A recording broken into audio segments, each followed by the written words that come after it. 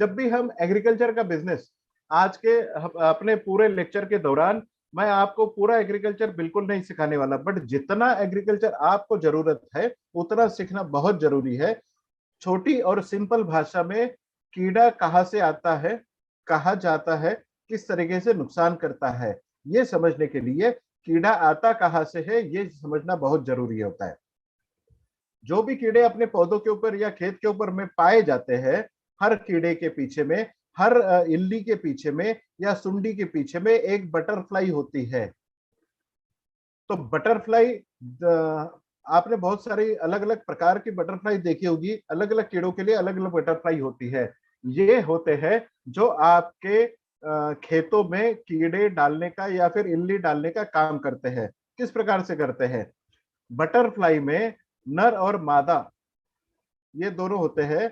अमावस के दिनों में, मैं कुछ ये स्टोरी नहीं सुनाने वाला हूं कि आपको नो मून डेज या अमावस के दिनों में क्या होता है, बट ये साइंस है, साइंस का एक चैप्टर है, आपको ये किसान भाइयों को समझाना बहुत जरूरी है।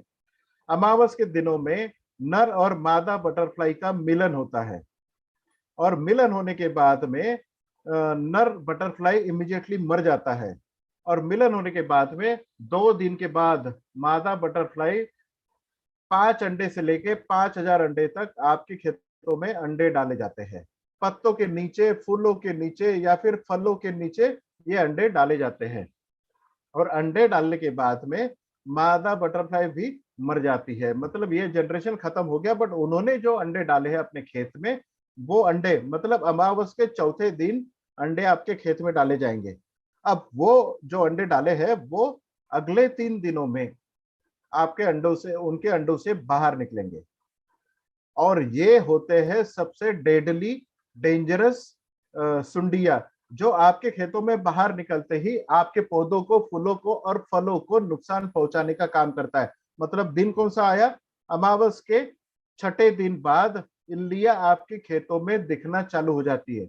मतलब सुंडिया, जो भी कीड़े आपके खेत में आते हैं, ये दिखना चालू हो जाते हैं। इसका मतलब यही है, समझना बहुत जरूरी है कि अमावस के दिन के छठे या सातवें दिन या आठवें दिन अगर आप छिड़काव करने के लिए आपके किसान भाइयों को बताते हैं, तो वो डेफिनेटली 100% आपको रिजल्ट देने वाला है। ये अंडे बढ़ते बढ़ते 4 अवस्थाओं से गुजरते हैं और बड़ी सी इल्ली बनते हैं जो आपको खेत में दिखती है, बट नुकसान जो है, जो इल्ली आपको आपकी नजर से दिखती है, वो नुकसान कर चुकी होती है, जो अपनी खुली आंखों से आपको दिखती है। बट जो इल्ली आपको दिखती नहीं है वो ज्यादा नुकसान करती है। और जो इल्ली आपकी स्क्रीन के ऊपर आज अभी देख रहे हो, ये लार्वा जो है, ये इल्ली जो है या सुंडी जो है, ये उसके बाद प्यूपेशन स्टेज में या कोश अवस्था में निकल जाती है। जो जमीन में कोश डाले जाते हैं तो वो अवस्था में निकल जाती है, और जब भी अच्छी तरीके से खेती में फूल आते हैं, फल आते हैं, उस समय फिर ये बटरफ्लाई अगली अमावस में बाहर निकलते हैं। 4 दिन पहले बाहर निकलते हैं आपके खेतों में। 4 दिन की उनकी लाइफ होती है बटरफ्लाई की। फिर नर मादा का मिलन होता है, फिर अंडे डाले जाते हैं। इस प्रकार से ये जो साइकिल आपके सामने दिख रही है, ये 25 दिन से लेके 42 दिन तक अपना एक लाइफ साइकिल कंप्लीट करती है। मतलब हर सुंडी के पीछे में अलग अलग प्रकार की बटरफ्लाई होती है, बट कोई भी दवाई का छिड़काव या फिर रिकमेंडेशन जो आपको करनी है, वो नो मून डेज के छठे, सातवें, आठवें या 10 दिन तक आपको आपकी दवाइयों का छिड़काव करना बहुत जरूरी है।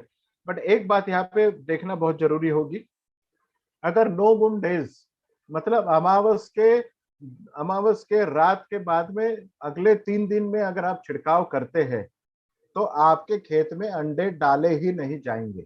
मतलब नुकसान होने का कोई सवाल ही नहीं आता। बट अगर वो दिन आपसे छूट गया, तो आपको किसानों को बताना बहुत जरूरी है कि अमावस के छठे, सातवें, आठवें या 10वें दिन तक आपको इस दवाइयों का छिड़काव करना है, ताकि अगले अमावस तक आपके खेतों में कोई भी कीड़ा नहीं रहेगा। ये फिलोसॉफी साइंस है।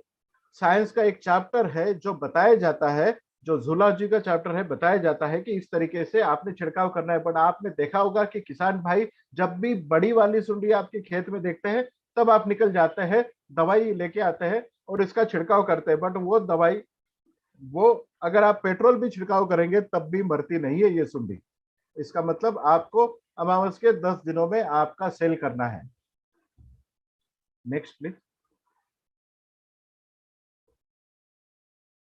कितने प्रकार के कीड़े होते हैं ये देखना भी बहुत जरूरी होगा।